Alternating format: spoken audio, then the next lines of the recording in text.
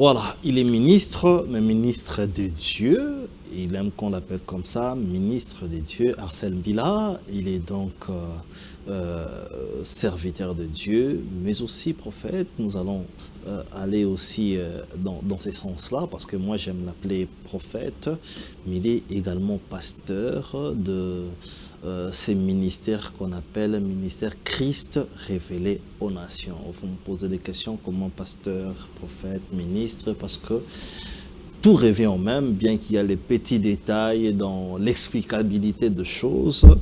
Nous allons en parler. Il organise des actions pour les enfants de Dieu, et aujourd'hui, nous serons plus dans ça. Ministre de Dieu, Arsène Bila, bienvenue. Merci beaucoup. Vous êtes à l'aise quand on vous appelle ministre de Dieu? Moi, j'aime vous appeler prophète. C'est vrai que plusieurs vous appelleront pasteur Wano Yambaki, comme je vous ai reçu plusieurs fois dans mon plateau. Vous êtes à l'aise en quelle appellation? Je préfère qu'on m'appelle ministre de Dieu, étant donné le ministère nous portons, c'est un ministère prophétique. Oui.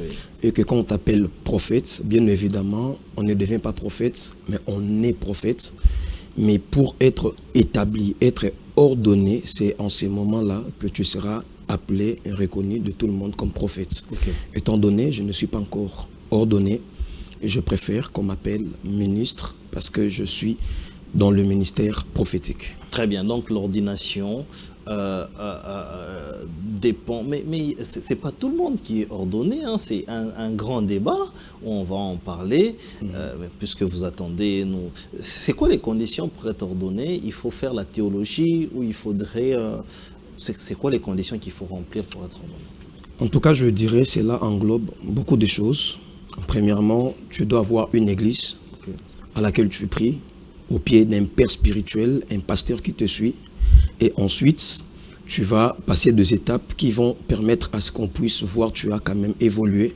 Et il y aura un moment où Dieu va dire à son serviteur, qui va être ton père spirituel, la personne en qui tu es comme sous son autorité, oui, va maintenant collaborer avec Dieu, décider, en voyant que le moment est arrivé, que tu sois ordonné comme pasteur, comme prophète, et j'en passe, voilà.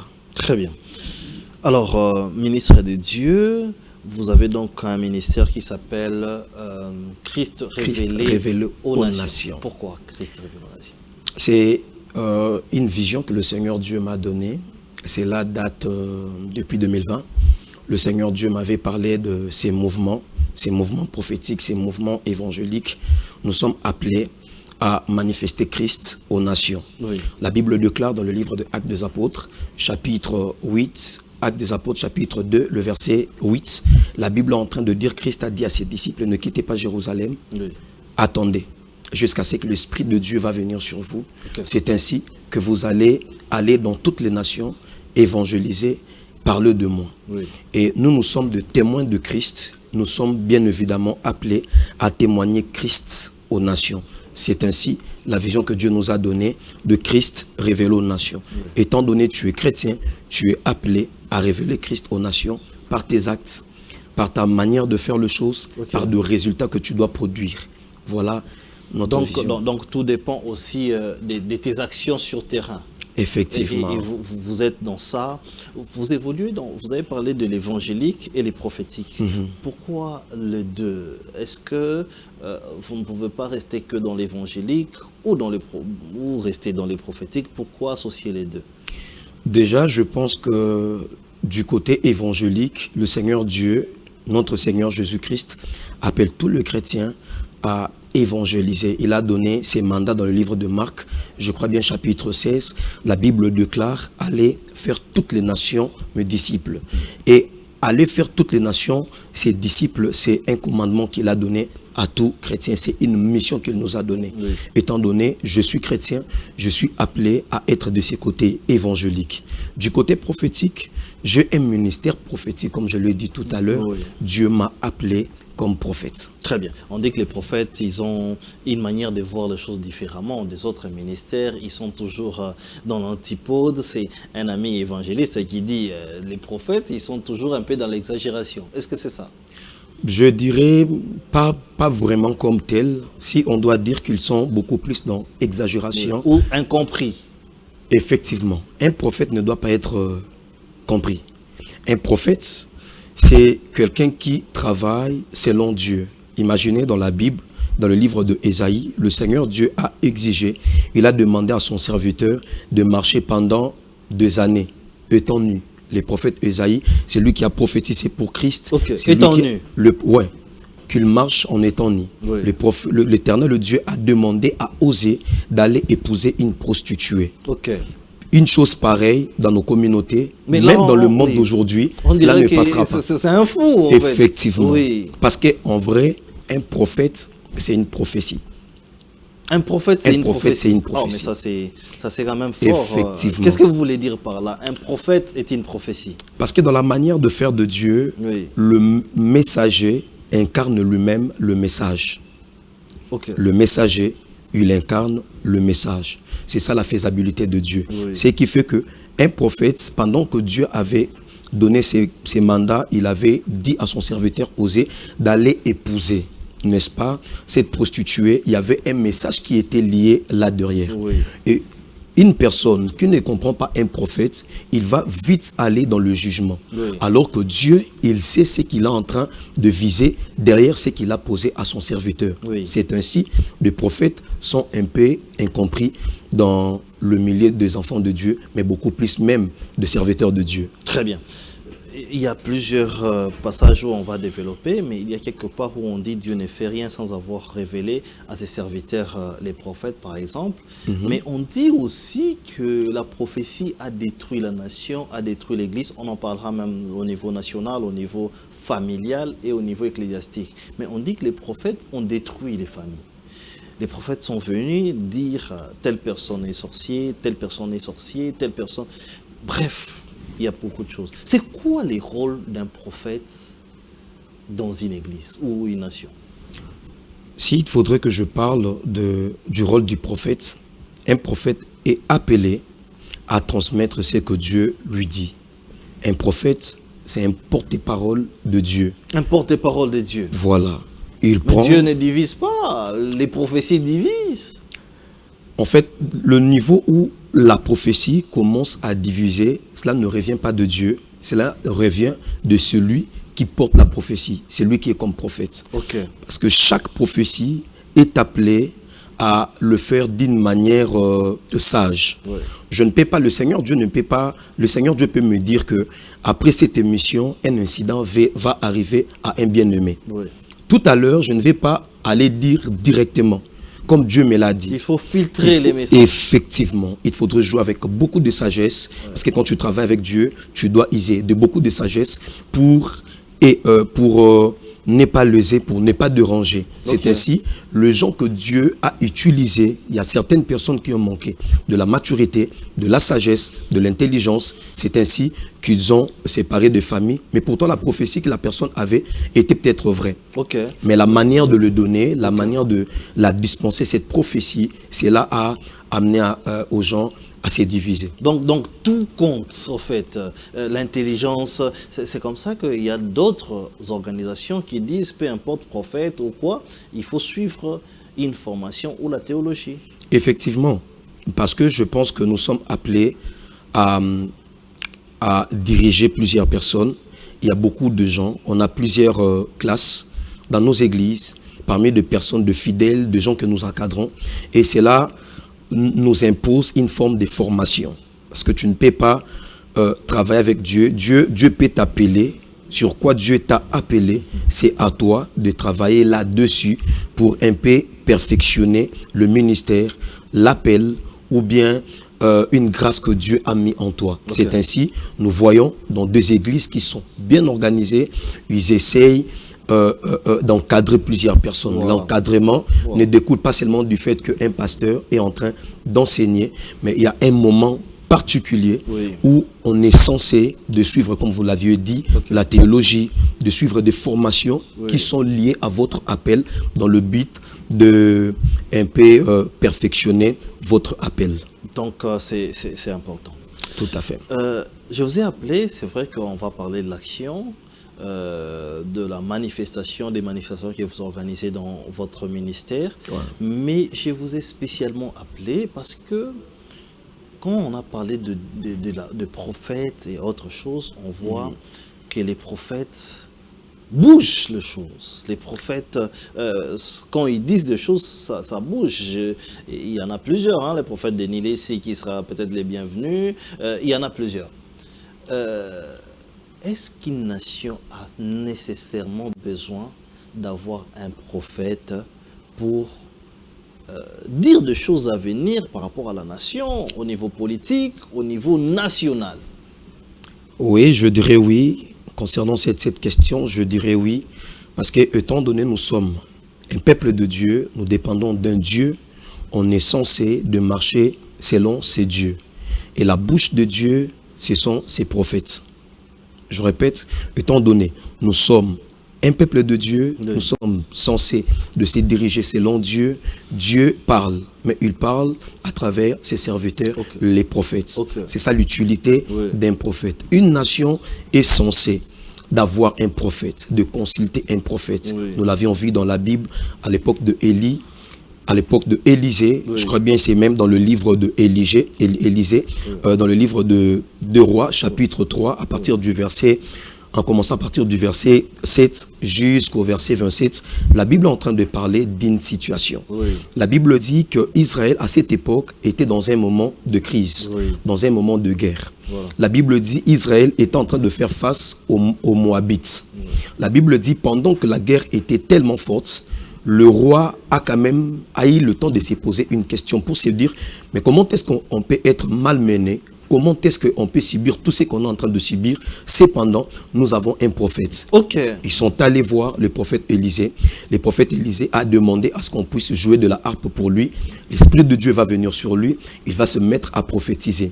Il va prophétiser concernant la victoire qui devrait, n'est-ce pas, arriver. Et il a prophétisé des choses qu'il avait dit étaient arrivées. Combien même que ce n'était pas accompli concernant cette histoire à 100%, mais au moins à 90%, la prophétie s'était accomplie. Et donc par là, on peut voir l'utilité d'un prophète dans une nation. Très bien.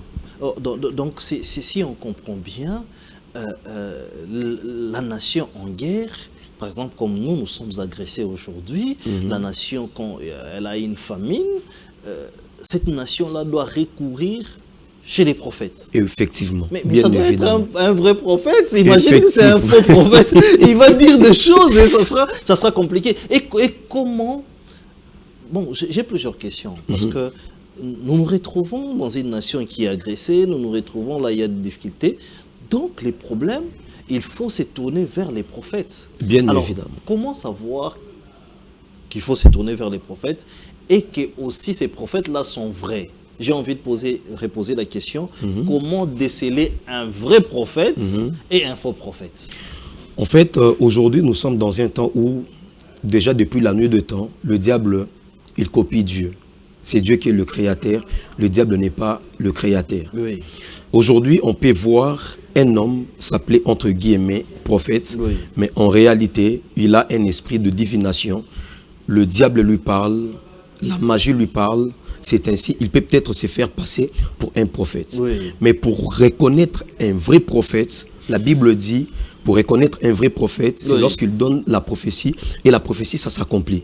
Mais ça ne se limite pas seulement là, parce qu'un enfant du diable, un adepte du diable, peut aussi donner une prophétie, peut faire comme un plongeon dans le monde spirituel, voir dans le futur ce qui peut arriver et revenir dans le présent pour te parler sous prétexte que Dieu lui a parlé, mais alors que ce sont des esprits mauvais qui lui a parlé.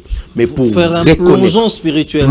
Entrer dans le monde spirituel, entrer dans le monde prophétique, pour ne pas extrapoler. Voilà. Donc, pour voir, bien évidemment. Donc, il est possible d'entrer dans un monde spirituel. Effectivement, quand nous prions, nous entrons dans le monde spirituel. Comment ça? Quand nous croyons, nous entrons dans le monde spirituel. Bien évidemment, toi également, tu entres dans le monde spirituel. Lorsque tu crois en Dieu, Il suffit de croire en Dieu. Lorsque tu décides de prier, tu entres dans le monde spirituel. Tu entres dans une activité spirituelle. Mais je reviens sur ce que je t'ai en train de dire. Pour reconnaître un vrai prophète, c'est par les fruits que tu dois le reconnaître. Par sa manière de faire, par sa manière de marcher, surtout dans sa marche, c'est ainsi qu'on peut reconnaître que c'est lui est de Dieu et celui-là n'est pas de Dieu. Sa dimension de faire des miracles ou de prophétiser. Rien à voir. Le diable peut faire le miracle. Le diable peut faire le miracle. Le diable peut faire tomber des gens. Nous avions vu à un moment donné avec nos catcheurs ici où ils pouvaient faire un geste, quelqu'un tombe. Et nous voyons aujourd'hui dans nos églises, Dieu peut répandre sa puissance. Tu imposes la main sur une personne, la personne tombe par l'esprit, il est touché par l'esprit et la personne tombe. Ça, de catcheurs, ça, de magiciens, de sorciers peuvent le faire. Mais pour reconnaître un vrai enfant de Dieu, c'est par ses fruits, c'est par sa conduite et par sa manière de faire les choses. Très bien. Mais ça sera difficile parce que déjà les prophètes sont des gens très cachés, impossible de les reconnaître ou de reconnaître ce qu'ils font. J'ai posé cette question parce que vous avez dit que sur des grandes questions de la nation, il faudrait consulter les prophètes. Très bien, bien évidemment. Et quand on parle de notre nation, on voit qu'il y a des problèmes. Il y a des problèmes de direction, il y a des problèmes de vision beaucoup plus. Qu'est-ce que nous allons faire demain? Qu'est-ce qui va arriver demain? Et aujourd'hui, on vous taxe, vous les prophètes, on dit que vous ne dites pas. Qu'est-ce qui va arriver demain? Vous ne dites pas. Il y avait des élections, personne n'a dit que non, il y aura ceci, il y aura cela. Vous ne dites pas sur ce qui va arriver demain pour que les dirigeants s'en saisissent. Je pense, face à cette question, c'est tellement complexe. Vous avez peur, là, de dire ce qui va arriver demain. C'est vraiment tellement complexe, mais je pense qu'ils n'ont pas encore consulté de vrais prophètes. Moi, je suis un fils d'un prophète. Déjà, je salue mon père spirituel, le prophète Francis Ngawala, un homme en qui Dieu parle puissamment. Nous l'avions vu, il a prophétisé et il continue à prophétiser sur des nations. C'est une personne qui a reçu ces mandats-là de prophétiser sur des nations. J'aimerais souligner une chose ici. Tu peux être prophète, mais il y a des dimensions dans lesquelles le Seigneur Dieu peut t'appeler. Il y a des mandats que le Seigneur Dieu peut donner. C'est pas tout le monde qui peut avoir le courage, le go de prophétiser sur une nation. C'est pas tout le monde. Et des prophètes qui sont établis par rapport à cette dispensation-là sont des prophètes que moi je connais. J'ai cité mon père spirituel, le révérend prophète Francis Ngawala. C'est quelqu'un que Dieu utilise puissamment, c'est quelqu'un que Dieu a doté de capacités spirituelles, prophétiques pour en parler. Et je pense que s'il peut être consulté, je pense on aura la réponse par rapport à cela. Parce que Dieu, bien évidemment, le Seigneur Dieu parle. Dieu parle. Quand on consulte un vrai prophète, le Seigneur Dieu parle. Et le bien du prophétique, c'est quoi? C'est que lorsque vous consultez un prophète et que le prophète parle de la part de Dieu, cette prophétie ou cette parole prophétique qu'il va libérer va établir le règne de Dieu qui va permettre à ce que cette prophétie puisse s'accomplir. J'en ai vu de gens, comme je viens de le dire tout à l'heure, Israël était dans des moments de crise où il y avait la guerre. Pendant ces temps, il n'avait pas cherché le prophète. Mais lorsque le roi va décider d'aller chercher le prophète, ils vont aller chercher les prophètes et le prophète va parler. C'est en ces moments-là, nous allons voir que le Seigneur Dieu va entrer en action. Une parole prophétique active Dieu, active, n'est-ce pas, cette mouvance-là dans la nation ou dans la vie de celui qui est en train de porter la prophétie qu'on lui a donnée. Très bien. Alors, j'ai posé cette question parce que nous avons eu des grandes prophéties, surtout concernant les élections 2023. Je ne citerai pas le nom, mais il y a un grand pasteur reconnu qui a dit que non, il y aura un autre candidat qui va mourir, l'autre qui sera sur la chaise roulante. Cela ne s'est pas accompli. Mais nous connaissons les sérieux de cet homme. Est-ce qu'il n'était pas prophète, en fait, mais il s'est mis dans la peau de prophète, ou il devrait se limiter dans les pastorales? Vous laissez vos prophètes prophétiser. Qu'est-ce qui s'était passé? Ou s'il est prophète, on va dire qu'il est un faux prophète. Ok. Par rapport à cette question, je dirais ceci. Quand le Seigneur Dieu donne une prophétie, il y a une probabilité de travailler là-dessus afin que cette prophétie s'accomplisse ou que cette prophétie ne s'accomplisse pas. Je m'explique. Ah bon? Okay. Je m'explique. Il y a une probabilité. Il y a une probabilité. Okay.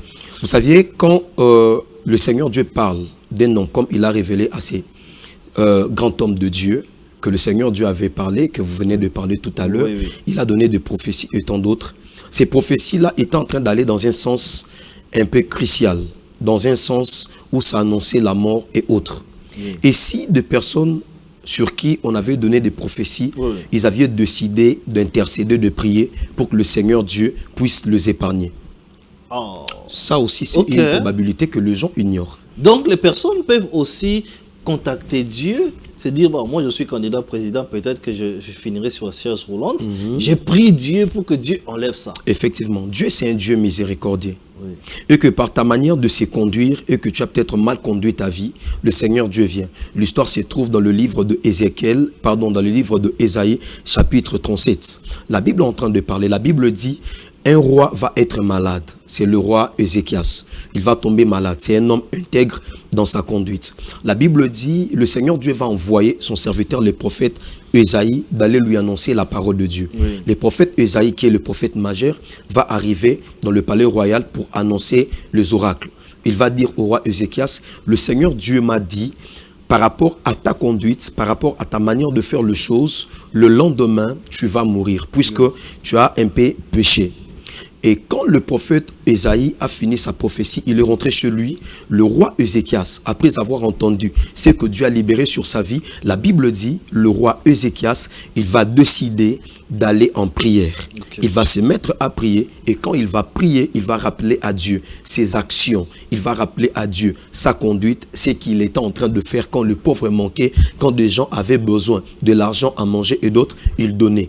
Par sa prière, il a empêché à ce que la mort que Dieu avait prévue de s'accomplir. Okay. Et Dieu, il va utiliser le même prophète Ésaïe qui avait annoncé la prophétie de la mort. Okay. C'est le même prophète qui va revenir pour lui dire, le Seigneur vient de t'ajouter le 15 ans de vie. Okay. Donc, la prophétie, des fois cela regarde. Une prophétie qui te parle de la mort, tu es censé, si tu es fort dans l'intercession, tu peux intercéder, implorer la miséricorde de Dieu, la grâce de Dieu, et le Seigneur Dieu peut te faire grâce pour te faire échapper de ces malheurs. Okay. Donc la prophétie dépend aussi des personnes concernées. Tout à fait. Bien évidemment, parce que cette prophétie t'a été donnée. Dès lors que cette prophétie t'a été donnée, une partie de l'accomplissement de cette prophétie dépend de toi également. Okay. Je m'explique.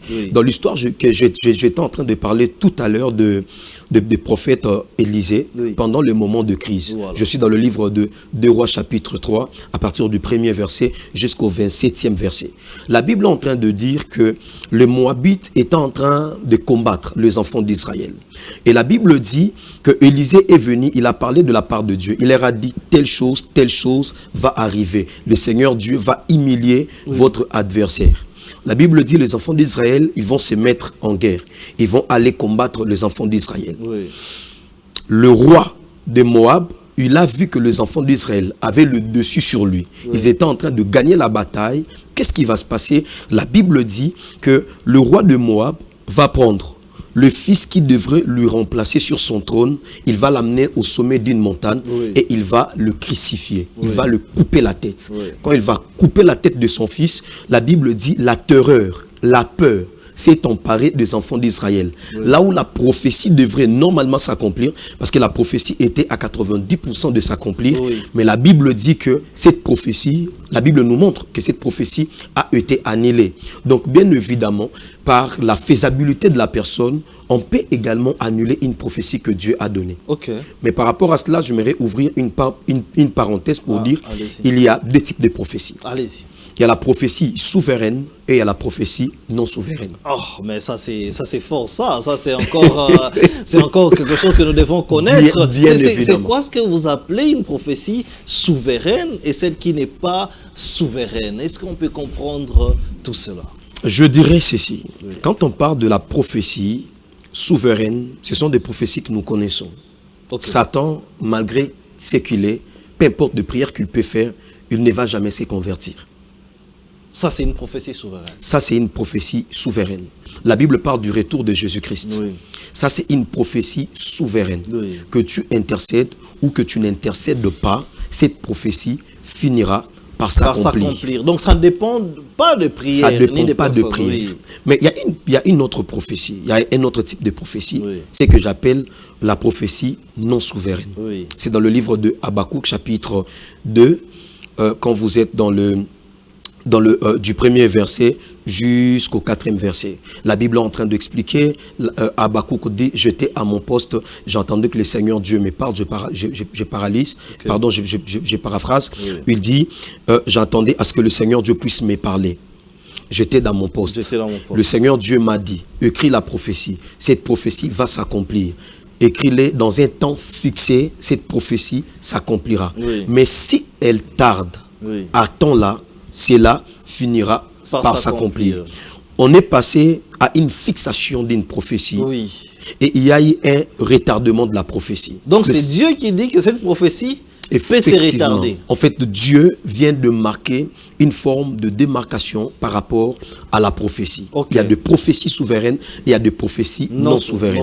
Des prophéties non souveraines, Oui. ce sont des prophéties que le Seigneur Dieu peut vous dire. Ok. Le Seigneur Dieu, comme autrefois, on avait parlé, le Seigneur Dieu Justement. a beaucoup parlé sur votre vie. Oui, vous avez vu autre message que je vous avais envoyé. Vous êtes là depuis longtemps, marche avec vous. Exactement. Vous savez comment est-ce que le Seigneur Dieu, quand il parle, il accomplit. Exactement. Et il y a des gens qui sont en train de témoigner des paroles prophétiques Yes. que le Seigneur Dieu est en train de donner. Le Seigneur Dieu peut vous donner. Oui. Il dit à son excellence, Messieurs Didier, je le dis, c'est une manière prophétique parce que le Seigneur Dieu est en train de vous élever. Oui.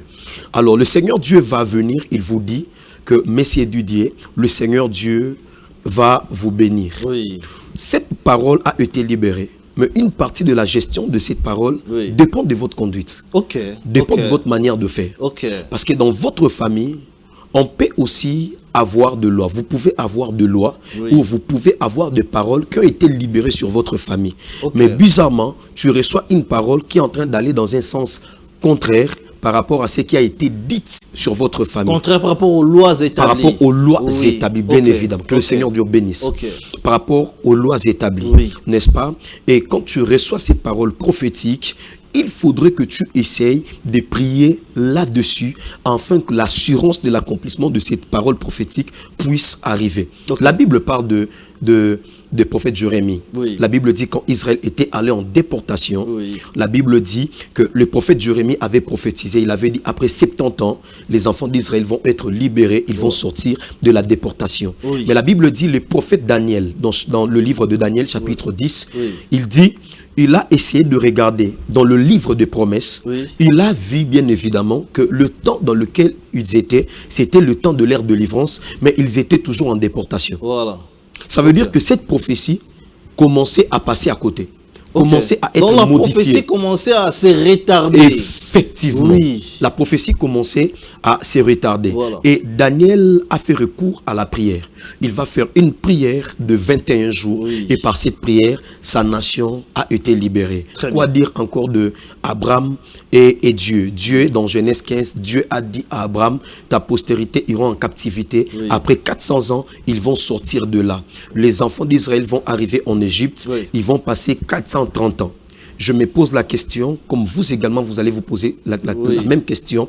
Comment est-ce que Dieu avait dit avec exactitude, Voilà. mais il y a eu le 30 ans de plus? Justement. Parce qu'une prophétie non souveraine, que tu ne prends pas soin de prier pour ça, tu finiras par taxer les prophètes qui t'avaient donné la prophétie, un faux prophète. Ok, ben mais ça c'est profond. Très profond. Donc, si on comprend bien, la prophétie dépend aussi du concerné. La prophétie dépend aussi de la personne évidemment. qu'on a prophétisée, la personne bénéficiaire de cette prophétie. Sans la personne, la prophétie ne va pas. Donc, quand les gens taxent les prophètes de faux prophètes, en réalité, ce n'est pas que eux, les prophètes, les donateurs du prophète, mais c'est aussi les concernés. Effectivement, c'est aussi les concernés. Parce que cette prophétie t'a été donnée. Oui. Mais sur ta vie, tu as des combats. Oui. Sur ta vie, tu as des problèmes.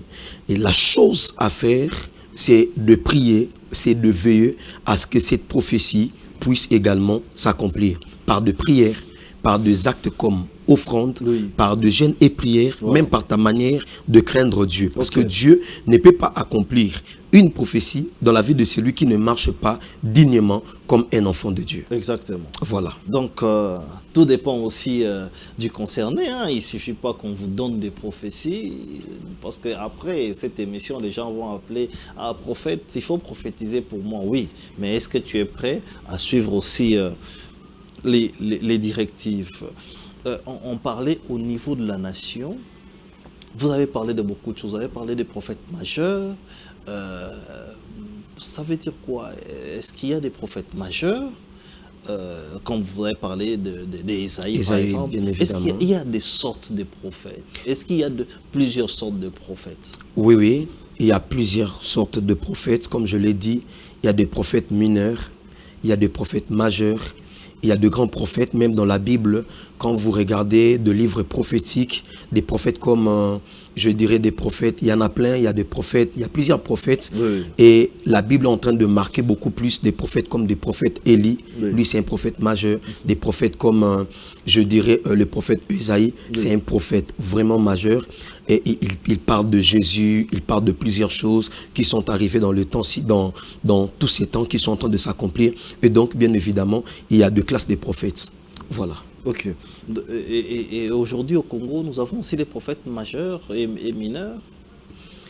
Je dirais oui, oui, il y a des prophètes majeurs, il y a des prophètes mineurs, mais je n'aimerais peut-être pas citer pour ne pas léser les uns et pour faire du bien aux autres. Exactement. Mais comment Bien reconnaître que ça c'est un prophète majeur et celui-ci c'est un prophète mineur? C'est par la qualité de son ministère. C'est par la qualité de son ministère. C'est par la qualité de fils et de filles qu'il produit. Ok. C'est par, et bien évidemment aussi, c'est par la qualité de l'impact qu'il a dans la nation par rapport aux vies de gens. C'est ainsi qu'on peut reconnaître que ces prophètes, c'est un prophète majeur. Ok. Voilà. La qualité de son ministère, la qualité des fils qu'il produit, la qualité du résultat et tout ce qui va avec son ministère. De son ministère et Bien même évidemment. de son message. Alors, plusieurs prophéties ont divisé les familles, spécialement dans cette histoire, Mwana Oyo Azandoki. Mwana Oyo Azandoki. Vous avez dit que c'est les récepteurs, c'est-à-dire les prophètes, n'ont pas donné la prophétie avec sagesse. Très bien. Quand est-ce qu'un prophète ou quelqu'un qui a écouté la parole de Dieu peut dire les messages, ne peut pas dire, premièrement, et même au récepteur de messages, c'est-à-dire moi, parent, vous venez, vous me dites que moi, nous Azandoki. Très bien. Comment est-ce que je vais gérer ça? Parce que beaucoup sont victimes de cela. Comment gérer une prophétie réussie au-delà du comportement, savoir comment c'est quoi? C'est-à-dire prendre ça en compte ou ne pas prendre ça en compte, ça dépend de quoi? Je dirais, comme je l'avais dit tout à l'heure, je pense que cela révèle de la sagesse. Je donne un exemple. Ça m'est arrivé je dirige également des familles, Oui. j'encadre également des couples. Oui. Ça m'est arrivé à voir un couple sur qui l'homme était en train de tromper son épouse. Oui. On est en train de prier en prière. Le Seigneur Dieu m'a ouvert les yeux. Je vois que le mari, le problème sur quoi on était en train de prier est en train de bloquer parce que la manière de se conduire de l'homme n'était pas bien. Oui. Alors, Dieu m'a dit qu'il trompe son épouse. En ce moment-là, je ne peux pas dire directement arrêtez de prier. Le Seigneur Dieu m'a dit vous trompez votre épouse. Je risque de vous séparer, briser, oui, bien vous évidemment. brisez les choses. Bien évidemment. Ouais. Avec beaucoup de sagesse, il y a une manière de parler. Ou soit j'aurai le temps de parler avec la personne en aparté, Oui. ou soit je vais parler avec de langage codé Oui. pour ne pas léser, pour ne pas briser, parce qu'en soi, la prophétie est là pour orienter. Oui. La prophétie n'est pas là pour diviser. Et si une prophétie commence à diviser des familles, des foyers, Oui. les gens ou la nation, c'est qu'il y a un problème. Et ces problèmes-là ne viennent pas de Dieu, le problème vient de celui qui donne la prophétie, donc Ok. le prophète. Très bien. Et donc, pour ne pas déranger, pour que la prophétie n'arrive pas à la dimension de séparer, il faudrait user de beaucoup de sagesse. Ok. Très Voilà. bien. Donc les prophètes doivent user de beaucoup de sagesse. Beaucoup de sagesse. je tire cet exemple dans la famille, puisqu'on parle de la famille, des exemples qui sont faits.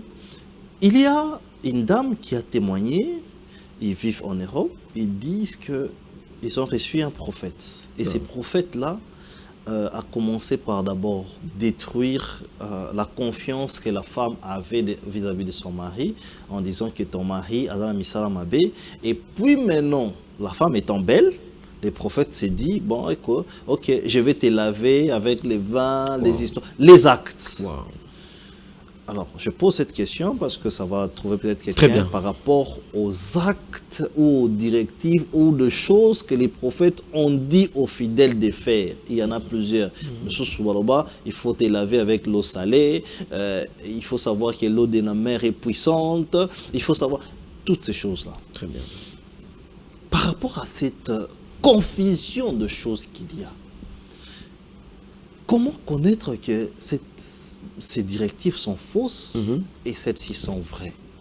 Est-ce qu'un homme peut aussi, ou une femme peut aussi se laisser laver par un prophète, se laisser conduire par une prophétie, ou se laisser...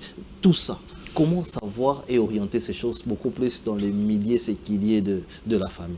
Déjà, je dirais que quand il y a une directive qu'un prophète donne à quelqu'un, si c'est un vrai prophète, il doit s'appuyer sur ce que la parole de Dieu dit. Okay. Je n'ai jamais vu, en lisant la Bible, je n'ai jamais vu de Genèse à Apocalypse, je n'ai jamais vu un prophète qui a eu le temps de laver la femme d'autrui avec de l'eau sous prétexte Dieu avait donné une recommandation. Okay. Je n'ai jamais vu. Okay. Ça veut dire que quand il y a une directive que le Seigneur Dieu a donné à son serviteur et que le serviteur donne à une personne, à un membre de son église, cette personne doit quand même avoir également l'appui de la parole de Dieu qui est en train de confirmer la confirmation qui vient de la parole de Dieu par rapport à ces directives qu'on lui a données. Mais vous nous dites que tout n'est pas dit dans la parole de Dieu. C'est ce que d'autres prophètes disent. Hein. Mais même quand on ira dans la parole de Dieu, il y a quelque part où Élisée a fait de bouche en bouche, il y a d'autres prophètes qui le disent. Après, je pense qu'il y a un peu de cas particuliers dont cela arrive. Et vous allez remarquer, s'il a fait de bouche à bouche, c'était un garçon, c'était un enfant à qui il avait fait de bouche à bouche et il était mort. Et la Bible n'a pas dit que cet enfant était bien, était en vie ou je ne sais pas moi quoi, en faisant de bouche à bouche. Donc sur chaque étape, vous allez voir que le Seigneur Dieu a très bien prévu à faire des choses. Il est vrai que le Seigneur Dieu n'a peut-être pas tout dit dans la Bible, mais nous marchons selon la parole de Dieu. Et même sur ce que Dieu n'a pas dit, cela ne peut pas aller dans le contexte de laver la femme d'autrui en dehors de son mari. Déjà laver, c'est un scandale. Et encore, prendre, je ne sais pas moi, la femme d'autrui, laver, faire ceci, faire cela. Je pense que, en tout cas, la Bible n'a pas parlé de ça. La Bible n'a pas parlé de ça. Très bien. Ça, c'est très profond. C'est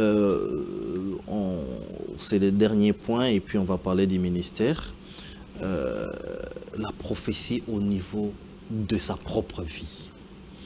Est-ce que nous devons nous conduire sur base d'une prophétie donnée par un pasteur, ou nous devons nous conduire sur base, les gens disent nazoluka prophétie nanga, nazoluka prophète nanga. Il y a même d'autres qui ne font rien sans consulter les prophètes. C'est-à-dire, dans la prophète nae, il veut vendre la parcelle, il doit consulter son prophète. Il veut faire quelque chose, il doit consulter son prophète. Parce qu'on a parlé de la famille, mais il y a des gens qui se conduisent en solo. C'est bien de se référer toujours au prophète avant de poser un acte, ou tu peux aussi conduire ta vie seul. Wow, une très bonne question. Je pense que plusieurs personnes vont en bénéficier. Parce qu'après, comme vous l'aviez dit, il y a beaucoup de gens qui ont fait des prophètes comme des machines. Comme vous l'aviez dit, avant de faire un pas, il doit demander au prophète, est-ce que je dois avancer ? Avant de brosser, il doit demander au prophète, est-ce que je dois brosser? Je pense que la Bible est en train de parler concernant ces sujets. La Bible est en train de parler, je crois bien c'est dans le livre de Hébreux. Je crois bien, ça peut être Hébreux chapitre 1er, si je ne m'abuse pas. La Bible dit, après avoir parlé par plusieurs personnes, par des prophètes et tant d'autres, le Seigneur Dieu aujourd'hui nous parle par son Fils, par l'Esprit de Dieu. Chaque chrétien, chaque enfant de Dieu a le Saint-Esprit en lui. Étant donné que tu as le Saint-Esprit en toi, le Saint-Esprit te révélera ce que Dieu va te dire, c'est que le Seigneur Dieu va t'annoncer. Ça veut dire que au-delà du fait qu'il y ait des prophètes, de par toi-même, tu peux consulter Dieu, tu peux parler à Dieu et que le Seigneur Dieu te parle également. Parce que quand on parle du prophétique ou de la prophétie, je parlerai du prophétique, c'est là, en fait, le prophétique est le résultat de l'intimité que tu as avec ton Dieu. Ok. Quand tu parles avec Dieu dans le secret, dans ton intimité, le Seigneur également ne te laisse pas. Oui. Il viendra te parler. Des choses que Dieu va te dire, il peut te parler sur son excellence. Messieurs du Dieu, il va venir vous parler. Si Dieu me parle de vous et que je finis mes moments de prière, je viens vers vous, vous dire ce que Dieu m'a dit, c'est ainsi que cela devient aussi une prophétie. Et donc, par la prière, tu peux également entendre Dieu à travers le Saint-Esprit, il peut te parler. Tu n'es pas obligé de courir toujours, combien même il y a de ces choses, puisque le prophétique est ces panaches-là, n'est-ce pas, du prophète, que l'Éternel Dieu a vraiment donné ça aux prophètes, mais tu peux aussi entendre Dieu tant qu'enfant de Dieu, puisque tu as son esprit en lui. Lui, il est ton Père, toi, tu es son enfant, tu peux entendre Dieu par la prière et dans tes heures intimes avec le Seigneur. Très bien, donc tu peux entendre Dieu par la prière et seul, sans consulter les prophètes. Alors Christ révélé aux nations, je pense que cette affiche que nous voyons, on peut nous montrer cette affiche pour essayer d'en parler. Bien évidemment, Christ révélé aux nations, vous organisez donc des actions. Généralement, c'est la nuit, généralement, c'est des montagnes. Voilà, nous voyons l'affiche, mais là, c'est la nuit de la délivrance et de la prophétie. Il s'agira de quoi? Pourquoi nous devons venir? Vous parlez de des grands thèmes majeurs, délivrance et de la prophétie, où nous allons peut-être parler de la délivrance prochainement. Il s'agira de quoi? Dites-nous. En tout cas, c'est une activité que le Seigneur Dieu nous a parlé, nous a demandé que nous puissions organiser, parce qu'à chaque étape de notre ministère, on ne fait rien sans pour autant consulter Dieu. On ne fait rien sans pour autant que le Seigneur Dieu nous dise quelque chose. Comme vous l'aviez dit, nous avions l'habitude d'organiser, que ce soit de journées, de matinées prophétiques à la montagne, dans de salles, de soirées et autres. Mais cette fois-ci, d'une manière particulière, le Seigneur Dieu nous a exigé que nous puissions avoir une nuit de prière. Alors, pourquoi une nuit de prière? Parce que le monde de la nuit, c'est un monde également aussi spirituel. On ne peut pas négliger cet aspect. Parce que vous allez remarquer dans la Bible, il y a beaucoup d'histoires qui se sont passées la nuit. Il y a beaucoup de transactions qui se sont passées la nuit. Et par là, je m'aimerais même épingler quelque chose de fort, que toutes nuits n'ont pas été faites pour dormir. Il y a de ces nuits auxquelles tu dois être debout, intercéder et prier pour avoir de l'impact sur ta vie.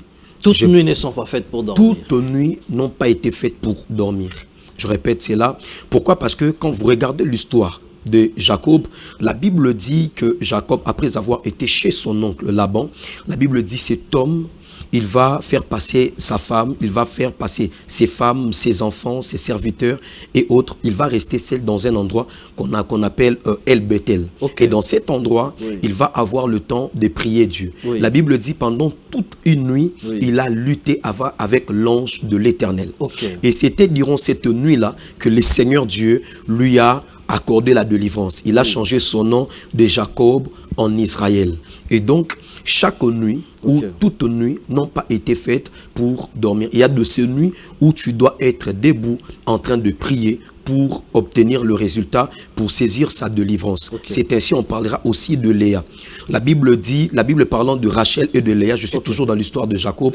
La Bible dit que Jacob va travailler 7 ans pour la dot de sa femme, Rachel. La Bible dit, il a travaillé 7 ans. Le jour du mariage, la nuit, son père est venu, il a retiré Rachel, il a donné sa grande sœur Léa à la place de Rachel. Jacob va se réveiller le matin, il va constater que la femme qu'il avait épousée, ce n'était pas la femme qu'il était allé avec. Oui. Il a essayé de réclamer. Mais comment est-ce que moi j'ai épousé Rachel, mais vous m'aviez donné sa grande sœur? On va dire à Jacob, dans notre maison, dans notre famille, il y a une loi qui dit qu'on ne peut pas encore épouser la petite sœur, étant donné la grande sœur n'a pas été épousée. Okay. C'est ainsi que nous l'avions fait. Et Jacob devrait travailler encore 7 ans de plus. Oui. Donc une affaire de 14 ans. Voilà. Donc par là, vous voyez qu'il y a de grandes transactions qui se passent la nuit. Okay. Et Jacob, la nuit, il a été dupé. C'est la journée qu'il va constater qu'il a été dupé, oui. qu'il a été escroqué. Oui. La femme qu'il avait épousée, c'était pas avec elle qu'il était allé, mais pourtant c'était la grande sœur de la femme. Okay. Et lorsqu'il va réclamer, ça sera déjà trop tard, oui. parce que l'acte a été déjà posé. Il était obligé d'attendre encore 7 ans de plus. Okay. C'est ainsi, avec toute cette connaissance, nous sommes en train de citer les enfants de Dieu à s'élever, à passer dans la prière, oui. à prier aussi, avoir l'habitude de prier la nuit, oui. et surtout beaucoup plus concernant cette activité que le Exactement. Seigneur Dieu nous a parlé. Exactement, Et oui. le Seigneur Dieu va bénir la vie de plusieurs personnes. Dans cette activité. Dans cette nuit, oui. Le Seigneur va bénir. Très Il bien. va bénir. Alors, j'ai vu que vous n'êtes pas seul. Vous êtes avec quelques hommes de Dieu également. Ils sont d'où? Qui sont-ils? Ce sont des fils de mon père, okay. Des personnes que j'évolue ensemble avec eux. D'accord. Ce sont des personnes que le Seigneur Dieu m'avait dit de travailler avec eux. Je travaille avec eux.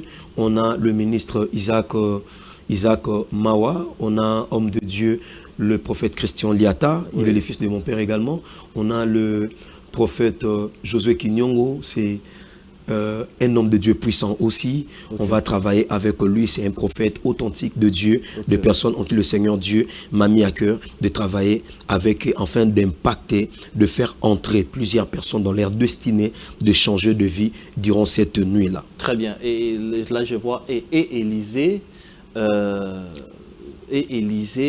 Remettez-moi s'il vous plaît, et Élisée les fera mourir. Bien évidemment. C'est ça les thèmes. Bien évidemment. Ok. Donc, et Élisée les fera mourir.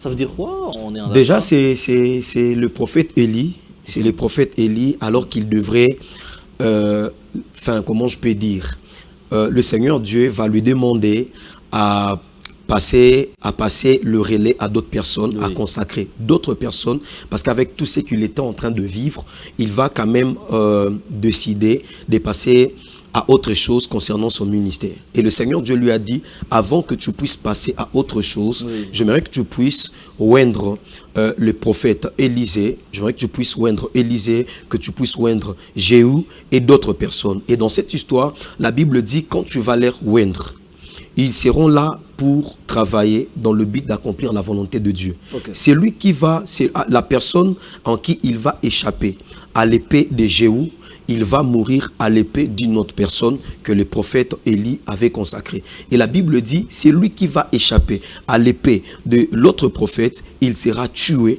par le prophète Élisée. Et il y a une pensée que le Seigneur Dieu m'a donnée par rapport à cette réalité, bien évidemment, où je parlerai dans nos familles, dans nos maisons, on a de réalités spirituelles. Oui. Nous avions vu la sorcellerie beaucoup dérangée.